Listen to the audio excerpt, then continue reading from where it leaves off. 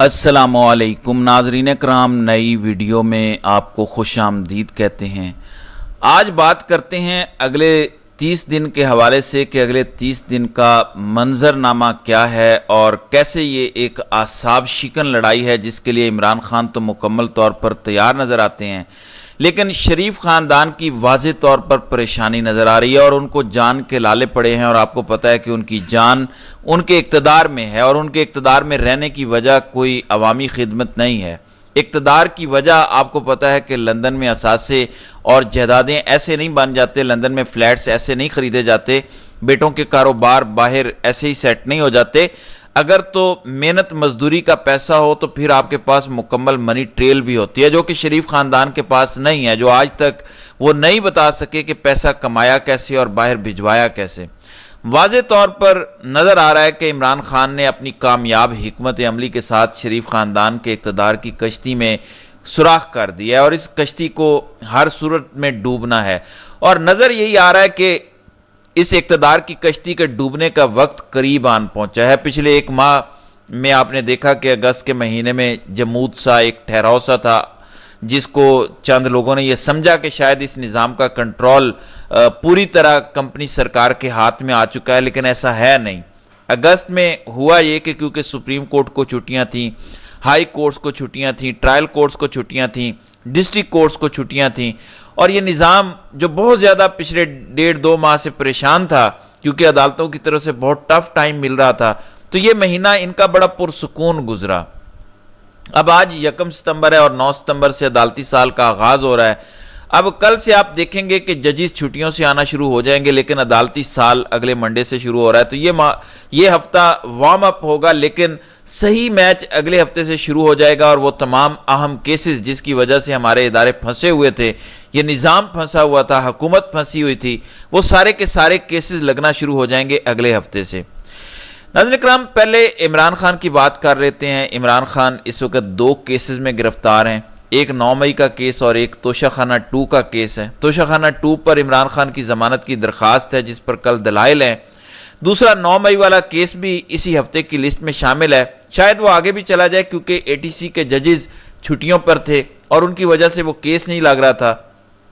پھر کل ایک حیران کن چیز ہوئی جس پر میں پچھلی ویڈیو میں تفصیلاً بات کر چکا ہوں کہ جسٹس عالیہ نیلم نے سرنڈر کیا اور ATC کے ججز کو انہوں نے چینج کر دیا، تو یہ ایک مایوس کن خبر تھی کہ لاہور ہائی کورٹ کی چیف جسٹس نے سرنڈر کیا ہے، اور بالآخر نون لیگ کو ایک بڑی کامیابی ملی ہے۔ اب عمران خان جن 2 کیسز میں گرفتار ہیں، اس وقت دونوں میں ان کی ضمانتیں اپلائی ہو چکی ہیں، دونوں میں نوٹسز ہو چکے ہیں۔ عمران خان اس وقت کسی کیس میں کنوکٹ نہیں ہے، کنوکشن ان کی سسپینڈڈ ہیں، اور نیا کیس بھی کوئی ابھی اس طرح کا نہیں ہے جو نظر آ رہا ہو کہ ان کی گرفتاری جس میں ڈالی جائے گی۔ توشہ خانہ 2 میں ریفرنس دائر ہے، لیکن اس کا ابھی تک آغاز نہیں ہوا۔ ویسے بھی ریفرنس دائر کرنا گرفتار کر رکھنے کی وجہ نہیں ہے۔ پھر عمران خان کا توشہ خانہ 2 میں جسمانی ریمانڈ 35 دن کا ہوا۔ عمران خان کے لیے جو پرسن سپیسیفک آرڈیننس جاری کیا گیا تھا اس کو ابھی تک اسمبلی سے پاس نہیں کروایا گیا، یعنی باقاعدہ جو ہے آرڈیننس کو پیش کر کے اس کو منظور نہیں کروایا گیا۔ اس کا مطلب یہ ہے کہ وہ صرف ایک کیس کے لیے تھا اور ایک کیس میں وہ مقصد پورا ہو گیا۔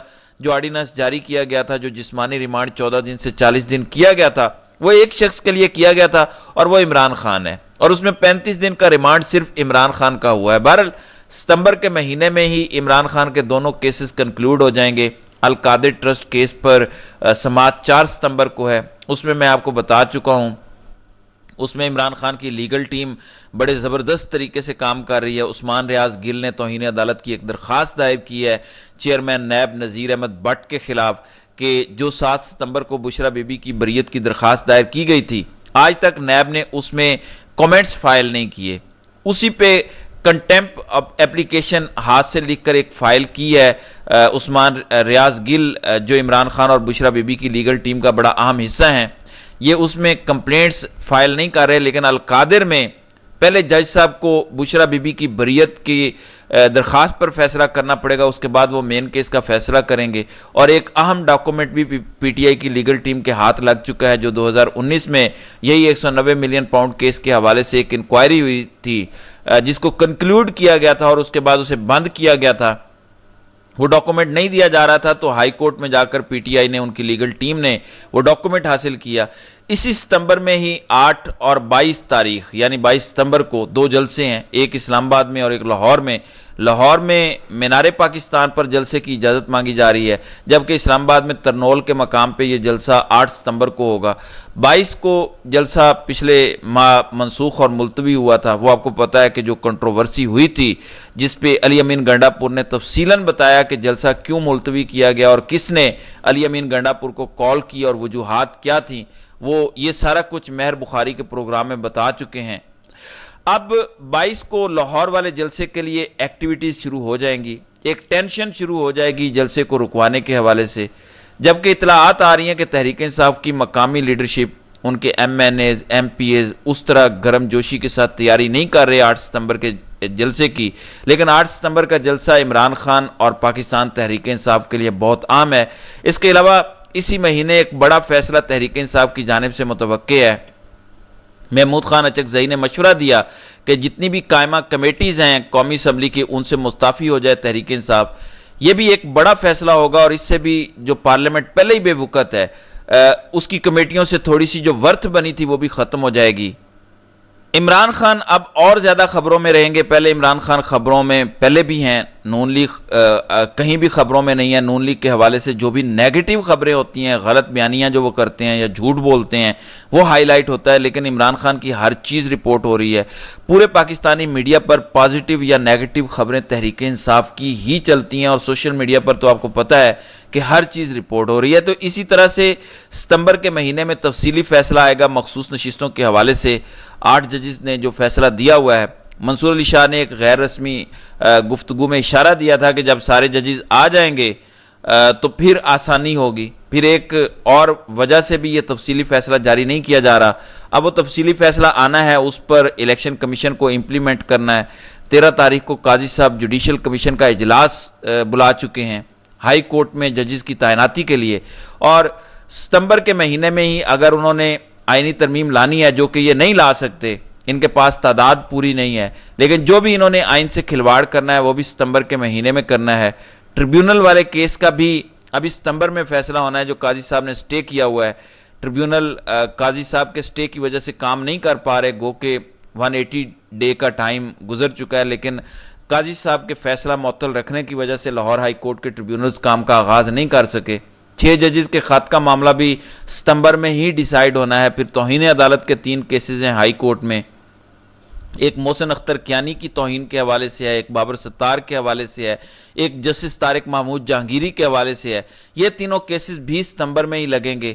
عدالتی چھٹیوں کی وجہ سے یہ نہیں لگ رہے تھے۔ مسنگ پرسنز کے کیسز ہیں جو 3 رکنی لارجر بینچ محسن اختر کیانی کی سربراہی میں ہے، جس میں طارق محمود جہانگیری اور سردار اعجاز اسحاق خان بھی ہیں۔ پھر 8 فروری کے انتخابات کے حوالے سے دیکھتے ہیں کہ قاضی صاحب کیس کو ٹیک اپ کرتے ہیں یا نہیں کرتے۔